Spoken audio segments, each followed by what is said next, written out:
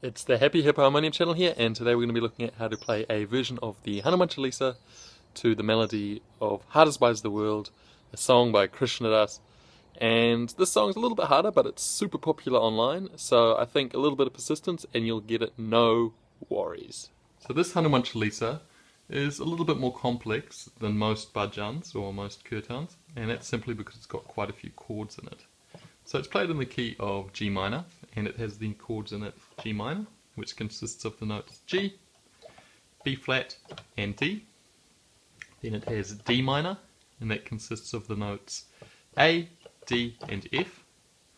Then it has B flat major, and that consists of the notes B flat, D and F. Again, with the B flat major, it's optional. You can include this D here, or you can leave it away. Then you've got F, and that consists of the notes A, C and F. Then you've got C major, and that consists of the notes G, C and E. And finally, you've got the chord E flat major, and that consists of the notes B flat, E flat and G. So, what I'll do is I'll play through the Hanuman Chalisa and then I'll break the parts apart. So, just pay attention and you'll note that the song basically follows two progressions, even though it'll probably just seem like one long one. So let's have a look. So it goes like this. Jaya Hanumana Gyana Guna Saagar Jaya kapis ujaagar Dhaama atulit Anjani-putra pavan naama Mahavir vikram bajrangi Kumati nivaar sumati kesaa Kanchan varan viraaj subesa Kaanan kundal kunchit kesaa. Seems like a lot, particularly at the beginning, but if you break it apart it's not too bad. So let's have a look at what I would describe as the low part.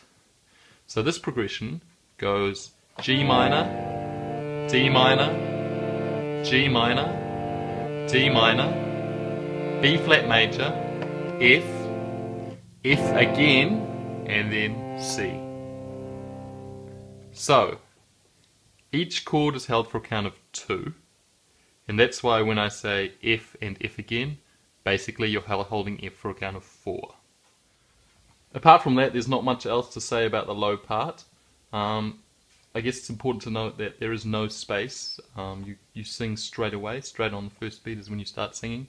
The thing with the Chalisa is you can't really make any sort of hard and fast rules, if you like, because each line can have a different amount of syllables, so you've basically, the key factor is experience with singing the Chalisa or singing along to it. Because if you have that experience, you can then fit the X amount of syllables into the set amount of beats, and that makes it easier.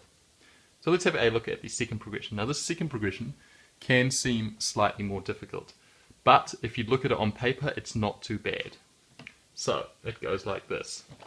E flat major, B flat major, F, and B flat major. E flat major, B flat major, F, and F. E flat major, B flat major, F, and B flat major, B flat major, F, F again, and then C. Again, you're probably thinking, whoa, that's a lot. Well, if you look at it on paper, or if you look at it in the description box, I've broken it up into 4 lines. So the second progression I've made into 4 lines. And what you'll see is that the first line and the third line are exactly the same, and that's the second line, well, that's only one chord different from the first and the third. So really, you're thinking to yourself, wow, that's a lot. In actual fact, it's not. If you play it often enough, you'll have it in your muscle memory and it won't be a problem. So the final part of the song, I mean, that's pretty much it. Again, I like to sometimes incorporate a little bit of melody. And although I find I can't incorporate too much melody here in the first part, the second part, lends itself quite nicely to the melody. So I'll just play the whole song through, both progressions through, and I'll incorporate as much melody as I can. So it goes Jaya Hanumana Gyana Guna Saagar Jaya kapis ujaagar dhaama doot atulit dhaama Anjani-putra pavan naama.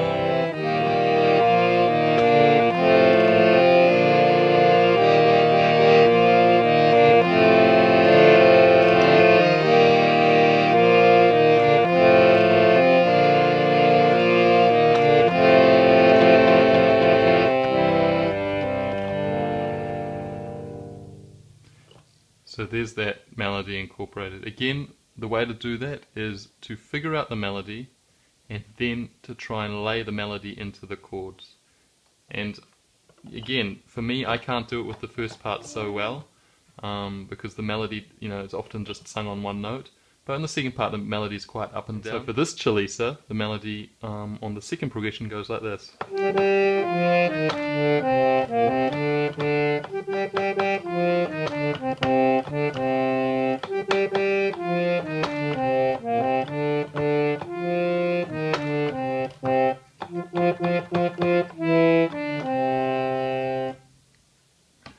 So yeah, try and overlay that into the chords and you'll be away. Thank you very much for watching. I hope you learned something, and if you feel like it, just post in the comment box a video that you want me to post of a kirtan that you want to learn.